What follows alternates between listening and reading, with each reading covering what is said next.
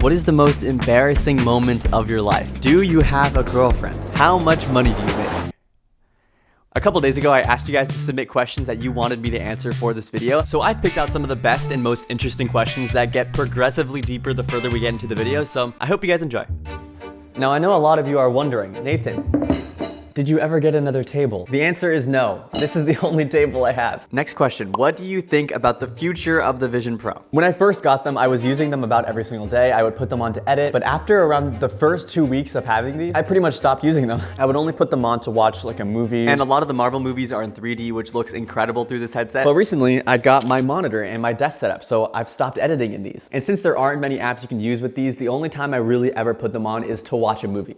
So I just found out that Jake Paul is gonna be fighting Mike Tyson. Bros resorted to fighting literal grandpas. Mike Tyson's 57 years old. I'm actually interested to watch the fight still. I'm gonna watch it. All right, so I'm in the car because I'm on my way to the post office. I gotta drop off this package. But speaking of my car, the next question is, what car do you drive and do you have any plans for getting a new one? So the car that I drive is a 2015 Nissan Versa. Cue the epic car montage.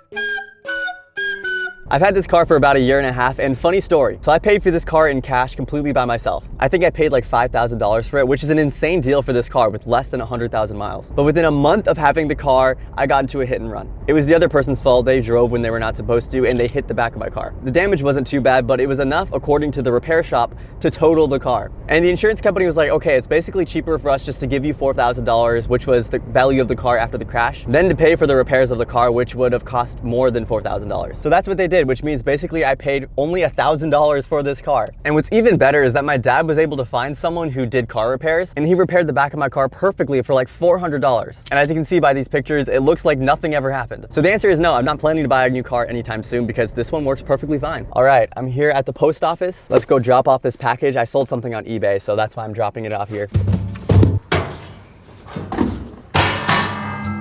All right, I just finished editing the video for today. It was about TikTok potentially getting banned. The video took a while to edit, so kind of a lot of time has passed. It's 6:58 now. Just a random one kind of related to editing. Where do you get sound effects for your videos and background music? I use a website called Epidemic Sound. I think it's the best one out there. There's actually a link down in the description if you guys want to get a 7-day free trial. Not sponsored, it's just my affiliate link. But since it is like 7 o'clock and I haven't eaten anything, I think I'm gonna order DoorDash, which also kind of goes along with the next question, which is your favorite fast food restaurant? Now listen, I don't really eat fast food that much, but when I do, my go-to is Subway. And even though I worked there for a year, I'm still not sick of their food. Just the steak and cheese and the meatball marinara, they hit every time. Do you like sushi? I tried it once.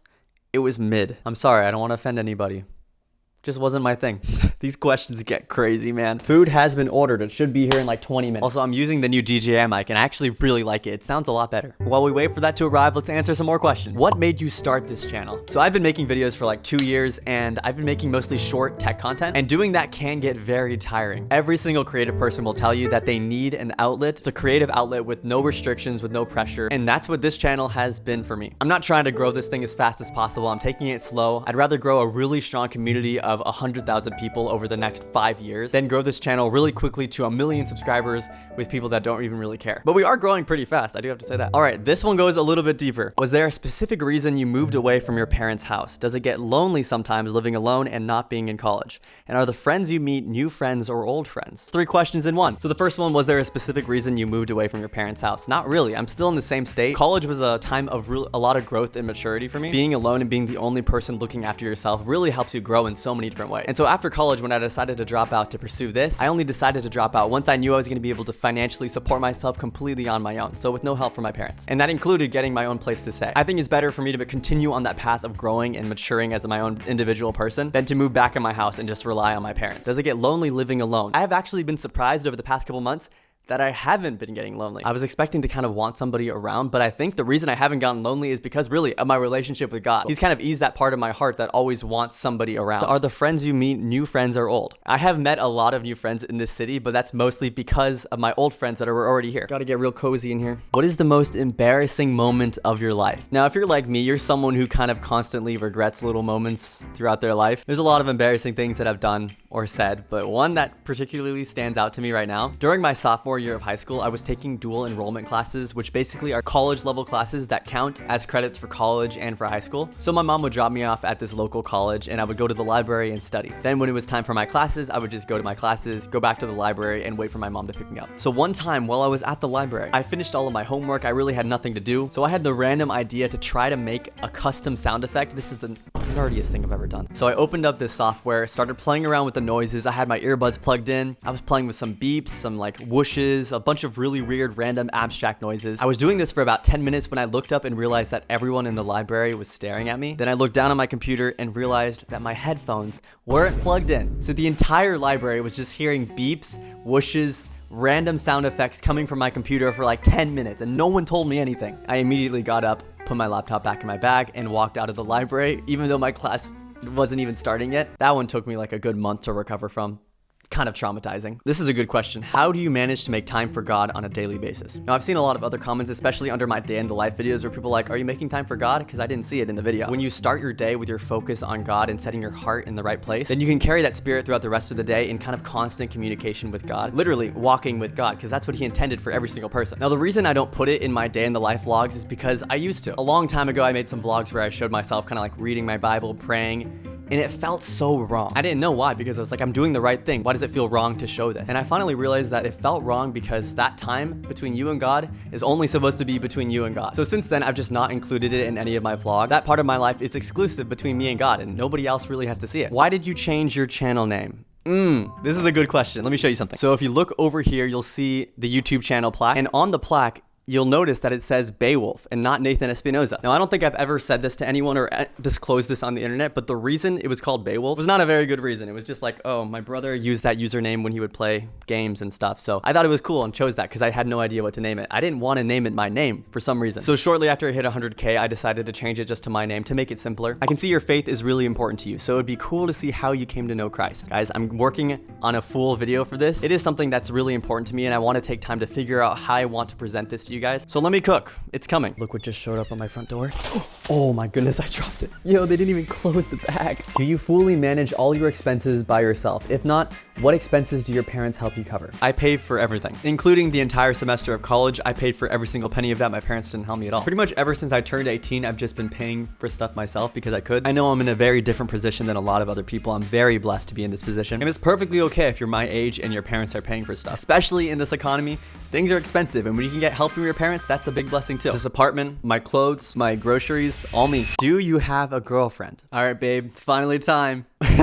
No girlfriend. I've actually never had a girlfriend. Surprise, surprise. That might be a bad thing.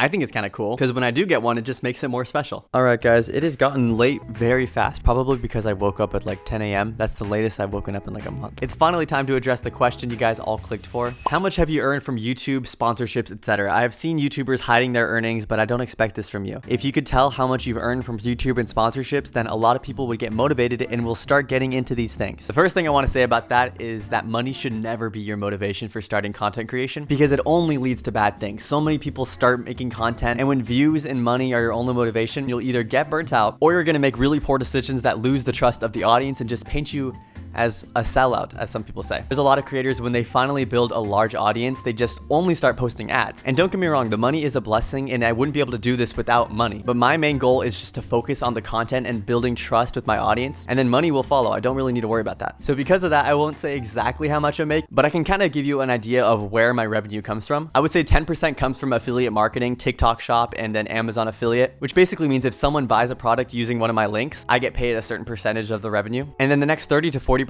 comes from YouTube ad revenue and then the TikTok creativity beta fund. TikTok and YouTube both pay you based on how many views you get. And there's kind of a myth going around that you can't monetize short form content. That is totally wrong. Just to give you an idea, I am making more from ad revenue alone than I would if I continued with my marketing degree and got a corporate job somewhere. And then the last 50 to 60% of my revenue comes from brand deals and sponsorships. Companies will pay tech creators to either feature or promote their product. I try to only work with brands I know and trust. Like the DJI video today was perfect because I love DJI products, and this is genuinely a product I was about about to buy. I've worked with companies such as Sony, Android, Samsung, Insta360, and a bunch of others. So I hope that kind of clears up and gives you an idea of where content creators make money from. It's different for everybody. Since I make tech content about products, I'm in a very monetizable niche, which is a huge blessing and allows me to continue making these videos for you guys. And that wraps up my first Q&A. Thank you to everyone that submitted questions. If you have any other questions, make sure to leave them below. We might do a part 2 eventually. So make sure to subscribe and maybe turn on post notifications. Thank you guys so much for watching. I'm gonna go to sleep right now. I've read a lot of your comments saying you guys are binge watching all of the vlogs. That is so cool. So go ahead and click it if you want to, and I will see you guys in the next video.